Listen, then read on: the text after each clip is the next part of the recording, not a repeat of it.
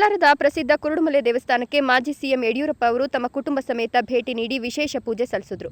ನಂತರ ಸುದ್ದಿಗಾರರೊಂದಿಗೆ ಮಾತನಾಡಿದ ಅವರು, ಬರಗಾಲ ಎದುರಿಸುವಲ್ಲಿ ರಾಜ್ಯ ಸರ್ಕಾರ ವಿಫಲವಾಗಿದ್ದು, ಬರದ ಕುರಿತು ರಾಜ್ಯ ಸರ್ಕಾರಕ್ಕೆ ಯಾವುದೇ ಚಿಂತನೆ ಇಲ್ಲವಾಗಿದೆ. ರಾಜ್ಯದಲ್ಲಿ ಮಳೆ ಇಲ್ಲ, ಬೆಳೆ ಇಲ್ಲ, ರೈತರ ಕಣ್ಣೀರು ಒರೆಸುವ, ನೆಮ್ಮದಿಯಾಗಿ ಬದುಕುವ ವ್ಯವಸ್ಥೆ ಈ ಸರ್ಕಾರ ಮಾಡಿಲ್ಲ. ಕುಡಿಯುವ ನೀರಿಗೆ ಹಾಹಾಕಾರ ಆರಂಭವಾಗಿದೆ. ಈ ಸರ್ಕಾರ ಜನರ ಸಮಸ್ಯೆಗಳಿಗೆ ಸ್ಪಂದಿಸುವ ಕೆಲಸ ಮಾಡಿಲ್ಲ. ವಿರೋಧಿ ಪಕ್ಷವಾಗಿ ಜನರಲ್ಲಿ ಜಾಗೃತಿ ಮೂಡಿಸುವ ಕೆಲಸವಾಗಬೇಕಿದೆ. ರಾಜ್ಯದ ಉದ್ದಗಲಕ್ಕೂ ಹೋರಾಟ ಮಾಡಲಾಗ್ತಿದೆ ಎಂದರು.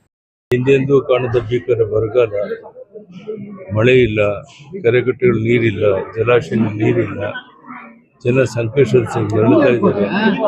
ಆ ವಿಘ್ನೇಶ್ವರನ ದಯೆಯಿಂದ ಇನ್ನಾದರೂ ಮಳೆ ಬೆಳೆಯಾಗಿ ಸಮೃದ್ಧಿಯಾಗಿ ಕೆರೆಕಟ್ಟೆಗಳು ತುಂಬಲಿ ಅಂತೇಳಿ ದೇವರಲ್ಲಿ ಪ್ರಾರ್ಥನೆ ಮಾಡ್ತೇನೆ. ಧನ್ಯವಾದ. ಆ ಬಗ್ಗೆ ಯಾವುದೇ ಚಿಂತನೆ ಇದುವರೆಗೂ ಮಾಡಿಲ್ಲ. ಇವತ್ತೇನೋ ಮೀಟಿಂಗ್ ಮಾಡ್ತೀವಿ ಅಂತ ಹೇಳಿದ್ದಾರೆ. ಆದರೆ ಇದುವರೆಗೂ ಯಾವ ತ್ವರಿತಗತಿಯಲ್ಲಿ ಬರಗಾಲದ ಸಮಸ್ಯೆಯನ್ನು ಬಗೆಹರಿಸಿ ರೈತರ ಕಣ್ಣೀರನ್ನು ಒರೆಸಿ ಅವರು ನೆಮ್ಮದಿಯಿಂದ ಬದುಕಕ್ಕೆ ಬೇಕಾದ ವ್ಯವಸ್ಥೆ ಮಾಡೋಕ್ಕಾಗಿಲ್ಲ. ಎಲ್ಲ ಕಡೆ ಕುಡಿಯುವ ನೀರಿನ ಹಾಹಾಕಾರವು ಪ್ರಾರಂಭ ಆಗಿದೆ. ಇದ್ಯಾವುದಕ್ಕೂ ಈ ಸರ್ಕಾರ ಸ್ಪಂದಿಸ್ತಾ ಇಲ್ಲ. ಇನ್ನಾದರೂ ಅದಕ್ಕೆ ಸ್ಪಂದಿಸಲಿ ಅಂತ ಒತ್ತಾಯ ಮಾಡ್ತೇನೆ.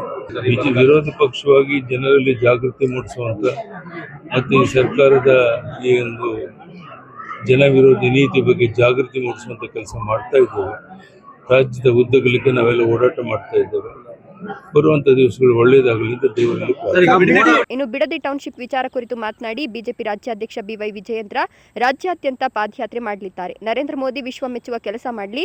ರಾಜ್ಯದಲ್ಲೂ ಸಹ ಜನ ಈಗಿನ ಆಡಳಿತದ ಬಗ್ಗೆ ಬೇಸತ್ತಿದ್ದು ಬದಲಾವಣೆಗೆ ಹಾತೊರೆತಿದ್ದಾರೆ.